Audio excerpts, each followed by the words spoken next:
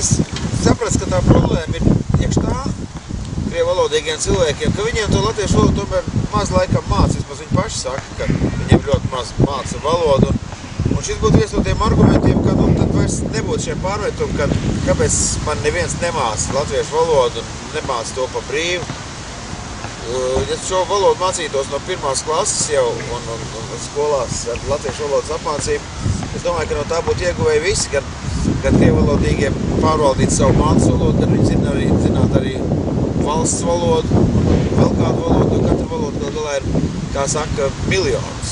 Padomju armijā bija tāds, pārsvarā tie cilvēki bija no Vidusāzijas, un mēs viņu saucam par čukču sindromu. Es negribu neko mācīties, es negribu neko zināt, ja? Un tas ir pilnīgs čukču sindroms. Cilvēkam ir jābūt priecīgam un laimīgam, ka viņam kaut ko māca pa velti.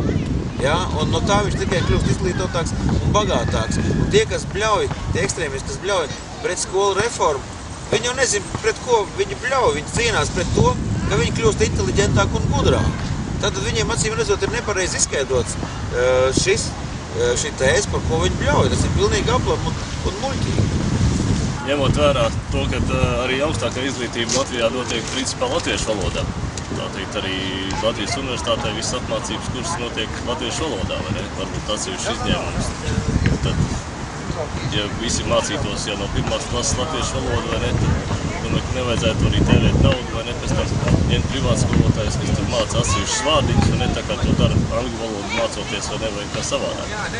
Manai vecēmammai bija divi sapņi priekš tiem laikiem ļoti nereāli.